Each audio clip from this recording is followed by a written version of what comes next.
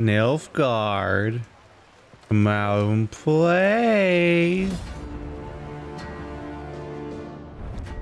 Nilfgaardian outpost. Upon noticing Meve's approach, a Nilfgaardian sentry sounded his horn.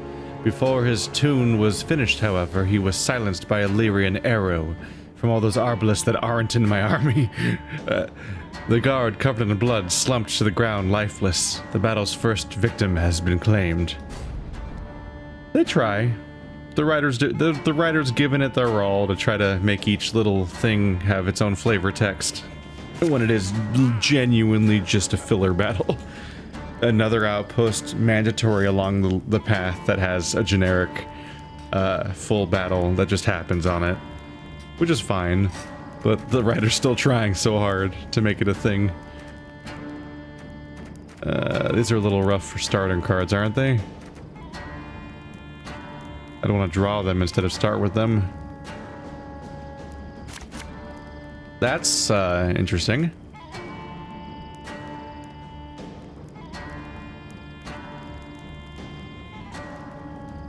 That is fairly interesting.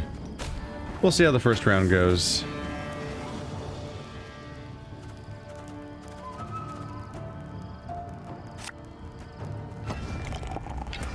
Da da da da. Wow, like the wounded Dythwin Arbalist.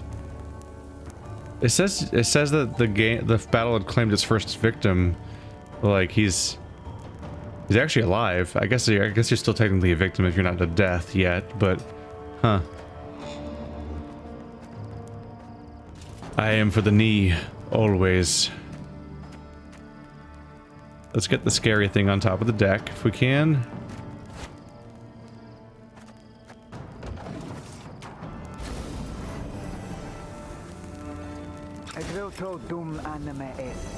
Oh, he's not even he's fine. Healed and he boosted. He's stronger than normal now. That's the opposite of. He's like he's not even a victim really. It's fine. That's not how victims work, but whatever. You know what I mean?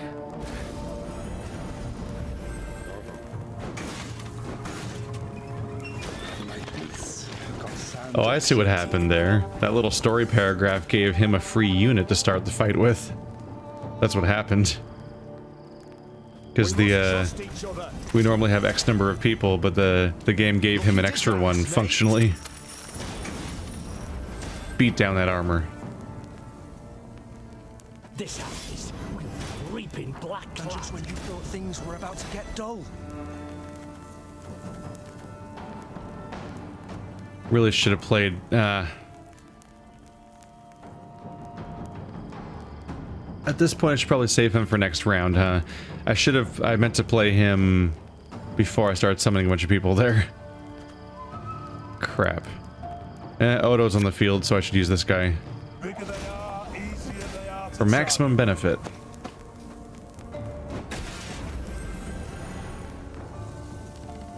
And you get a bonus for movement, so boop. Enjoy. Pass, pass, pass. Oh. Why can't you just pass? Surrender. I'm winning. Just do it. Do it. Do it. Maybe he doesn't want to pass yet because he hasn't even used up enough cards yet, so they'll get discarded.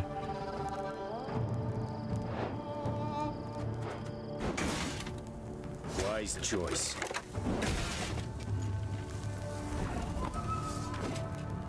Hey, it's Meve time.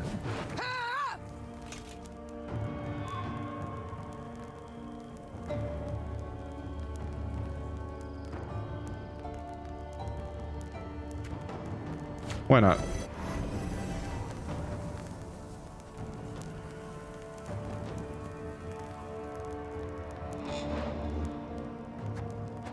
What just happened?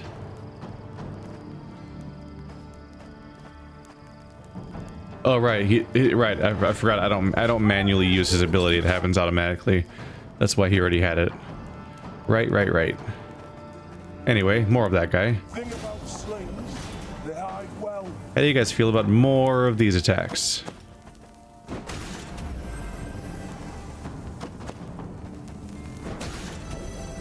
There we go. It's a lot of bonuses to Gascon. It's working for me. What do I want to commit to here? Do I have to play another card? Is fire worth it this early? Or this late, I mean? I don't know, everything I could play feels like it's a waste on some level. So it's a little rough.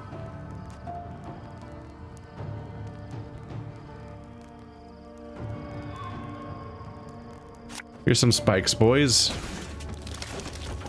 Should have played that right before I did those attacks, was the dumb thing. I made a mistake.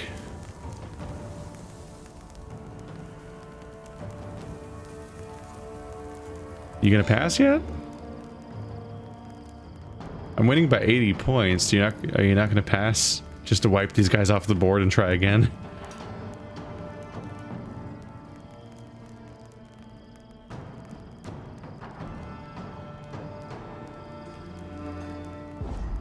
There it goes. Took him a while to figure out how fucked he was. There we go.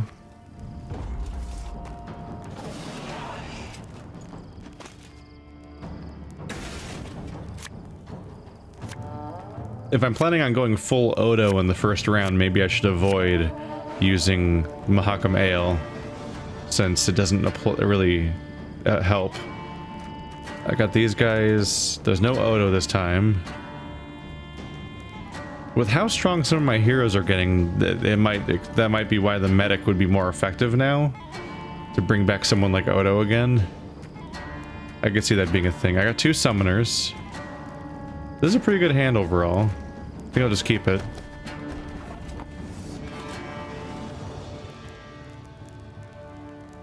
Definitely remember to open with you this time. Without hesitation. There we go.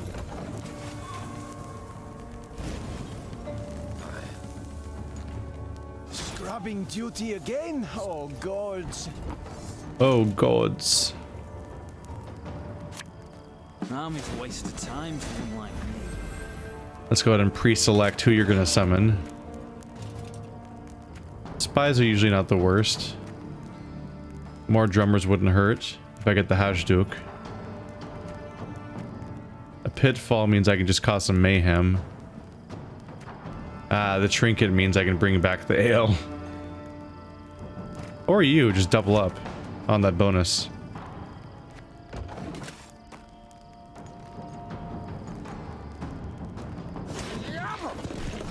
Set up a proper power generating engine. Left, right. Gotta put them on the same row because they will not buff each other. Gotta remember that because I've messed that up before a lot. Yep.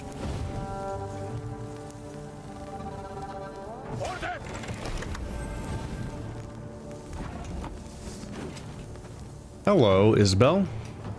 Enjoy the triple buff. Yes. Now she's harder to kill than usual, at least. I'll try to use her last, unless they decide to attack me. Every turn, 4 turns a turn start, draw a card if you're losing. Yeah, he's gonna usually be drawing a card then, because he's usually losing. Ha ha. Blood washes away all shame. Fire was tempting, but I should get him played sooner so he can attack more times.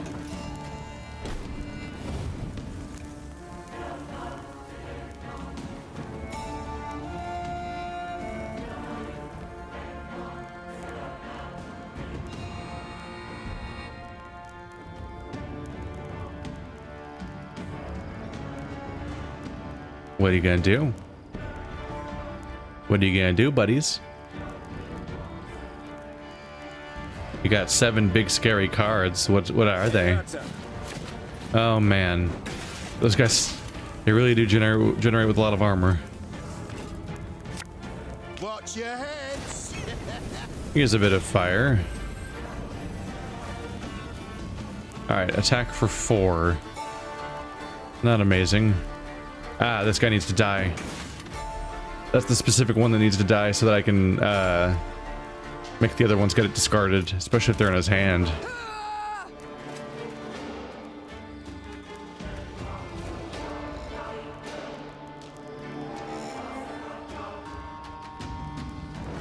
You'd be good to have come back. If I ever get a chance to draw someone again, which I don't know if that's going to happen. Because you only played blitz units.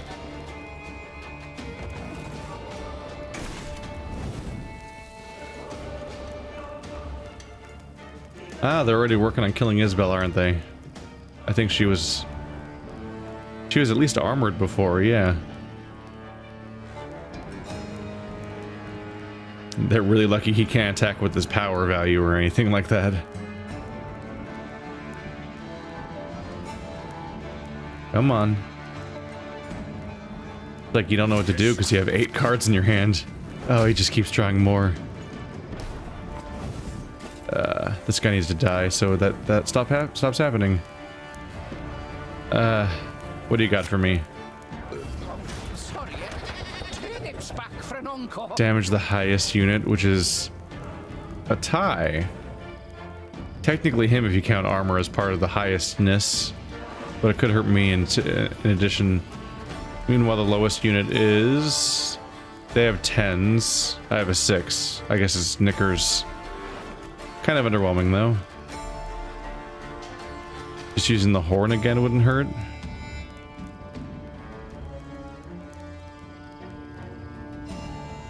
I don't know, maybe if I got a card from their hand it'd be really powerful. You know what? Let's just do it for fun. Sometimes something cool comes out of this. Like, a bomber's not good, not bad. What?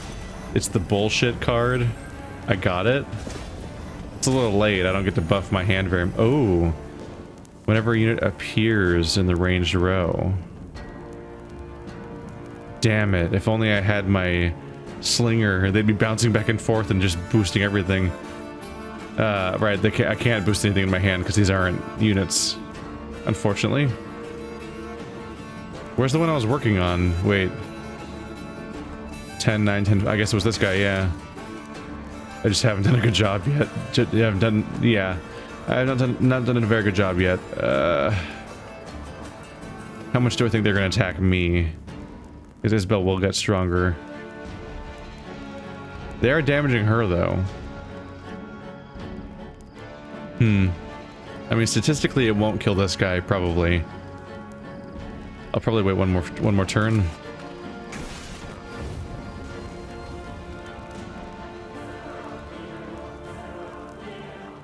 I'm in a rare case of not having any more draw power unless this guy draws another drummer.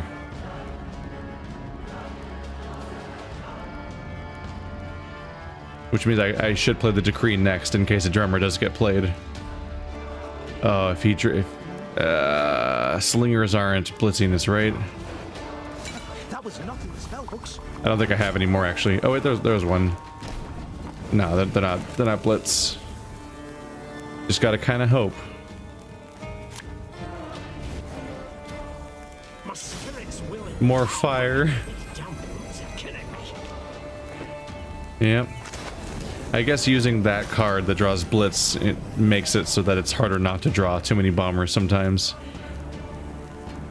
Please die. Ooh, they're almost there. Okay, she's dying. Let's get busy. Make her explosion happen before she actually does die before I use it. That would suck. But yeah, her effectiveness is somewhat diminished by the fact that everyone has armor. At least her ability to affect that number. It still has the same effect on the enemies themselves. But the number that affects who wins is not being touched as much.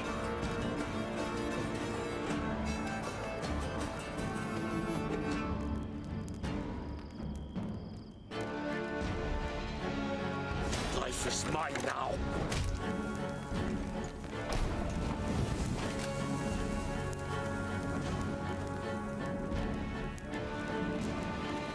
I guess we'll use the ability, because, you know, loyalty.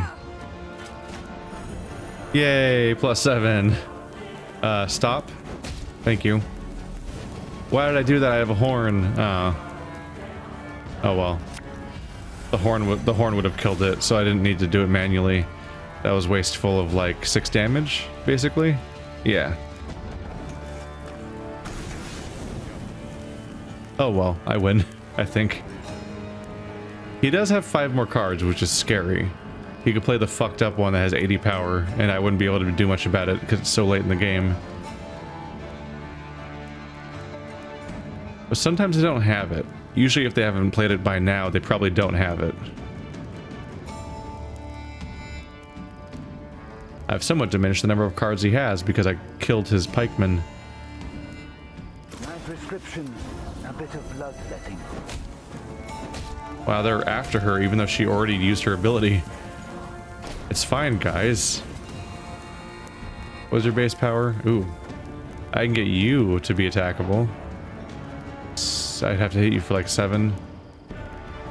Or no, it has to be less than that. So I'd have to hit him for... yeah, for 8. I'm gonna hit somebody for 7.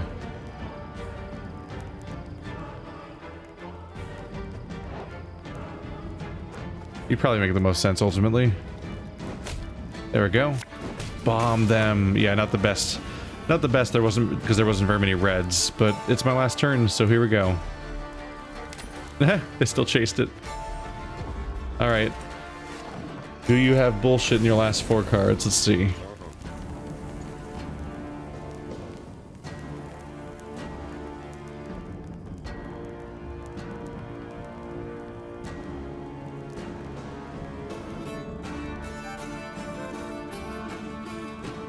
It was a little bit of a weird feeling, but I felt my infinite engine of card summoning break.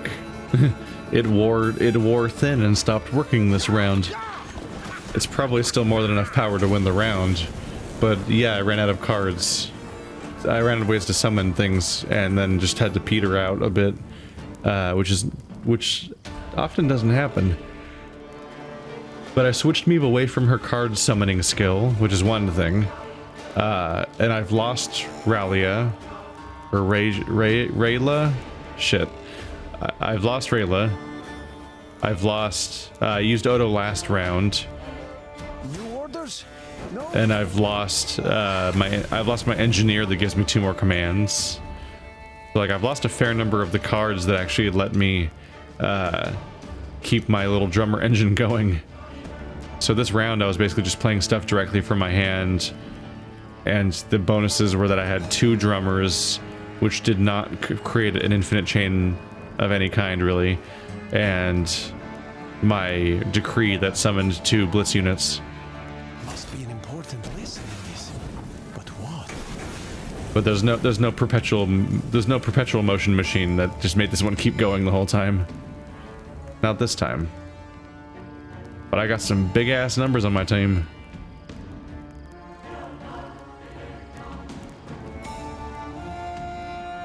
Come on, buddy, it's just 2 more cards. Wow, you really took too long to play that card. The one that where you specifically benefit from me still playing cards. He drew another card because he's losing, and it's every 4 turns. That's brutal. He's behind for so long that because he has so many bonus cards, he can then still keep drawing more cards while he's trying to make up to the gap. He did not really have any great targets to boost, did he? Or did he boost the the recruit? I didn't catch who he boosted, but it better have been the recruit because he'd had at least 3 of that guy. This guy's not psyched about his arm. I always saw the guy getting his arm cut off. I don't think I ever fully registered the expression on his face. To your most honorful Nilfgaardian sirs, I here do inform you that my neighbor Raslav, a cheat and liar, has hid many riches from your most grand collectors. Here be a map for your highly esteemed sirs, drawn by myself, of course, which shows where he's stashed his goods. Don't spare Raslav a single lash. He deserves the harshest punishment.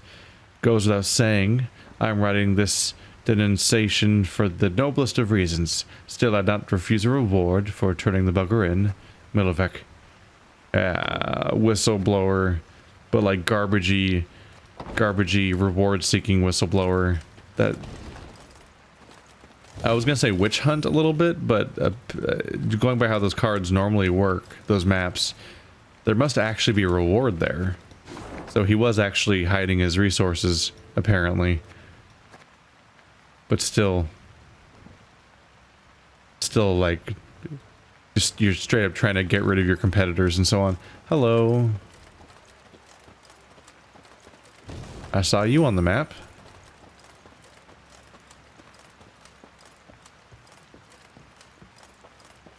No reason to not keep collecting everything, just because you don't know. You never know where it might come up. Your Majesty, a hunter from the shack came out to meet us. Said he'd found an object most odd and mystical while out hunting. Could be a piece of something larger, though I can't be sure. He thought it may prove of interest to you, Your Grace, and he's offering to sell it. Mystical, he claims. How could I refuse? Ooh, it's the Blue Eyes White Dragon, obviously. 47. Whoa.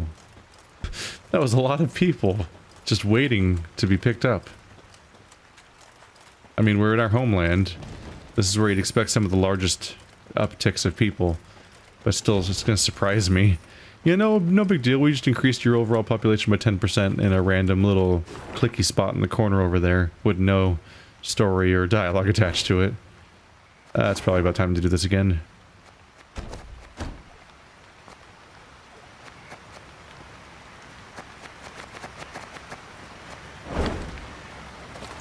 The Devil's Tower. We draw near, Your Grace. No sign of Willem yet, far as I can see. Unsurprising. Prompt he never was.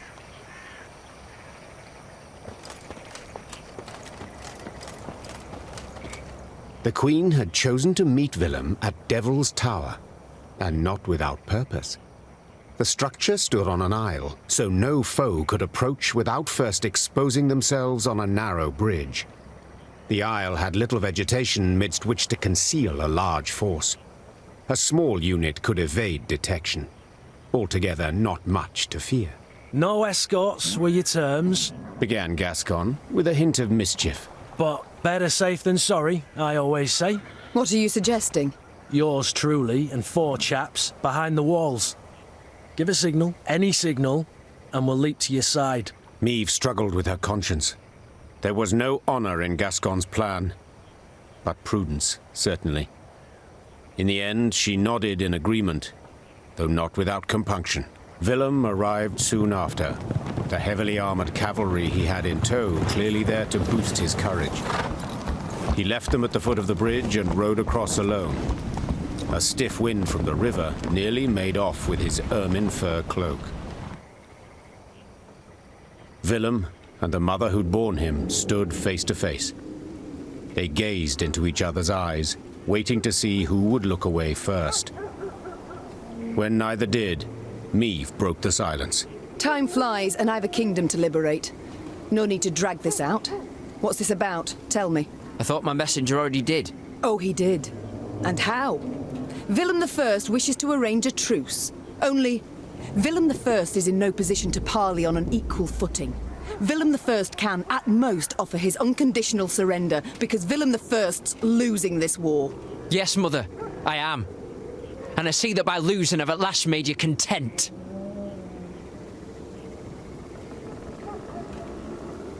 Don't play the victim. What next? Will you say you turned cloak because Mummy showed no warmth, displayed no feelings? 'Twould be unfair, any such judgment. You did show feelings, chiefly enmity, contempt. But that's not why I betrayed you. No, I simply disagreed with your choices, assessments. I had every right to do what I considered just and good. And I had every right to voice my view, which you ever ignored. Yet this is neither the time nor the place to discuss that. Let us parley as strangers. I'm losing, you say. And you're right. But I haven't lost yet. And have no intention to surrender. I am ready, however, to renounce my fealty to the Empire and pledge my forces to you. As long as you fulfill my conditions. Let me hear them. First, you will not rescind the reforms I've authorized already, any of them. Second, you will guarantee both my safety and that of my advisors. Third, I shall remain your heir, and next in line for the throne.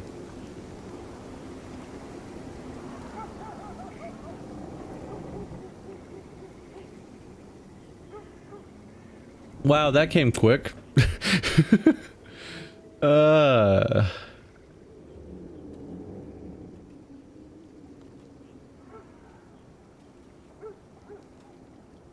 came very quick. He just showed up and like, hey, I'm gonna rejoin your army. Or will I?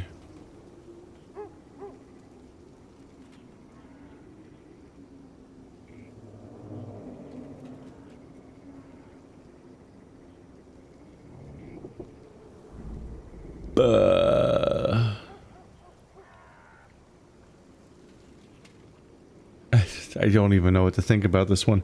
Okay, so one thing is I don't even know what his changes were that I need to stop, that I'd have to not repeal. So that's a little rough. Although I didn't repeal the one I found. I don't know also which ones are yours and which ones are Nilfgaard's. But like, we need every ally we can get in this war. Even the betrayers themselves. And you could argue on some level he was probably being manipulated to some extent by, you know, the asshole that I killed last chapter. That was the because that guy was probably the most single-handedly responsible for this entire coup. Whereas Willem may have been, like, he was the devil in Willem's ear to some extent, probably. I think that was explicitly yeah, I think they explained that at some point, that more or less was the situation. A long time ago in the story, though. Like, that would have been back when I was in jail, so it's been a while. But I think that's more or less what was happening at the time, is the idea that that the guy that's getting pissed on by a Pomeranian in his cart all the time was the one that did all this. And Willem was himself manipulated to some extent, even after the betrayal. Because that guy is the one that wanted the power. But then, of course, that guy was out-manipulated by the Nilfgaard itself, because Nilfgaard knew better than to trust him either, so he was going to be just as disempowered ultimately there. So really, everyone was making mistakes here, because working with Nilfgaard's a real big bad mistake, generally speaking. Huh.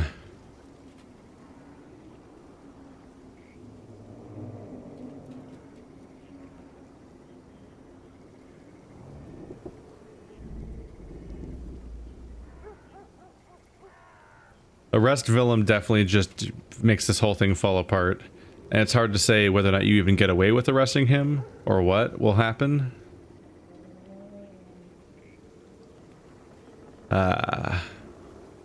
This is rough. This is rough for a lot of reasons, and they're generally pretty realistic and reasonable reasons. Like, it's not like a gotcha or a surprise. Like, inherently, even in narrative, all of these choices, you don't know what the end result will be of any of them, because it's a huge gamble. If you accept his terms, you're stuck with what he did in the past. You're stuck with any changes he made. You're supposed to not kill him or any of his advisors, and you're supposed to accept them all back into your folds. The upside being that you have this big army now, even bigger than ever, to fend off Nilfgaard from your lands once and for all. The downside being that Willem might still be just a complete traitor, and might ultimately come after you anyway. Either he might still be working for Nilfgaard and might betray you right now. By right now I mean like in this map, like while we're going through it, he might just betray me over the course of that, and just become even worse than what he would have been if I declined him. Or he might betray me down the line, like even like in a post-credits scene, he might ultimately be behind an assassination of Meve or something like that. Still, Meve has admitted herself that she is pained by what has happened and does want some reconciliation, or at least that's what I've said as her at some points, just because despite everything, you care about your family, which is why this is all extra gray and fucky. And that's just the first of the three choices. Second choice, arrest Willem. They actually might let you succeed at that. We have Gascon and we have these spies. You could probably just nab them and go. and maybe the cavalry would come after us, and we'd have a fight, but we could probably take them, because basically, canonically, Meve wins every battle ever, because I play as her in a card battle, and we win. So we'll beat the cavalry, and then I guess we have Willem, which means that his army is in disarray and disorganized and so on, and we can defeat them more easily. Oh, right, there's more bad side to the accept your terms that I didn't even mention, which is the fact that it's something I touched on before, which is the many punishments that normal soldiers face, like execution and so on, for any betrayal or desertion, and yet the nobles get to just, because they are more important and more powerful and different people in this world. And frankly, yes, in normal life too, there's just people who are of a different category, and their social standing makes them, the rules not apply to them in the same way, and they can throw an entire kingdom into turmoil and get countless people killed and cause all the suffering, and then just get accepted back. Slap on the wrist is like a thing that people can do, and it's really gross. But that's the thing that happens to this day, is that people who have more power and more influence are too big to fail and just get to come back from their mistakes that would crush other people. It's like, that's the extra downside to accepting his terms. But yeah, if we arrest him, we get to wipe out my own people. Like, congratulations, we get to wipe out the enemies more efficiently, because they're in disarray and lack their current leader. But those people are my people, and I want them to join me. So wiping them out is clearly a downside in general. And then there's the ambiguous one that I'm afraid of, which is these terms, unacceptable. I don't know what that does. And that's the scary thing. It could be, there could be additional negotiations of some kind, or it could be he rides off immediately with no additional input from my part. I don't know if it's a chance to drive a hard bargain or if he'll just take off. So like, there's a ton of tense ambiguity behind all these choices. And that's the fun of doing a blind playthrough, is you don't know what's going to happen. But boy, have I just been, you know, I keep doing what seems like the right thing or what needs to happen, even against my self-interest, all the way down to wiping out that Nilfgaard camp in Mahakam and just betraying the trust of Mahakam because they were actively attacking me, and that was more important. So let's find out why this is a bad idea. Impudent child. Insolent beyond all measure. Well, I had to try. Goodbye, Mother. And may you... Hold. I didn't say I reject them. It's come my turn to listen. You're impertinent, Willem. As you should be. Any future king must be certain of himself and his judgments. Rely on none but himself. Thank you. I never suspected... I'm not done. Time now you heard my conditions. You shall remove crown and royal cloak. You shall labor from dawn till dusk. And you shall fight at the fore in every battle. Is that clear? Yes. Yes, Your Majesty. It's settled then. Now the road beckons. Willem bowed, turned, and walked away. Meve followed, still angry, though she could not stifle a smile. And he's a crew member now. Okay. It's a little morbid to say, but the narrative would tidy up nicely if he happened to fall in battle, redeeming himself. That would actually honestly be the best end for most people involved. Because we get the Nilfgaard, we get the Lyrians and Rivians reunited and brought back together as the betraying prince is brought back into the fold. And if his life is lost in the service of said redemption, then his redemption becomes more complete and believable, and then the people don't look at this shitty little kid that got away with ruining everybody and then had no punishment. Like, making this war hurt is basically the best thing that could happen to everyone when it comes to this guy. That'd be the clean thing. If he doesn't die in the war, then now I do have to worry about whether or not he's just planning on betraying me like every character ever has in this game, including Geralt. Thanks, Geralt. Who like double betrayed me like in advance and after, because he stole the boat and then he also deserted. Either Willem will betray me during the campaign and this was a mistake, or he'll try to assassinate me later. So really fun things to worry about. But maybe it really was a mistake to him. I don't know. He's got a fucking Mona Lisa face here going on where it's just really hard to read what we're supposed to take from that. Whereas the Pomeranian pisser boy, it was really clear what the game wanted you to think of him, because it just had the dog peeing on him on his card. Like, what the fuck? Soon thereafter, Meve's army set out towards Rivia Castle. It would not be long now before the decisive battle. One way or another, we are gearing up for the end of this campaign, aren't we? Let's see what his card does.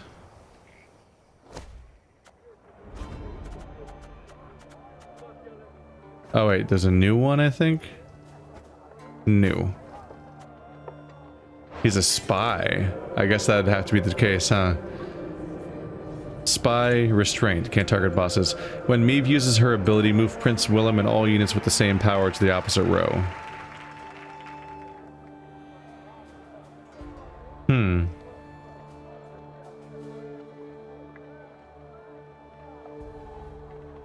God, he's a weird card.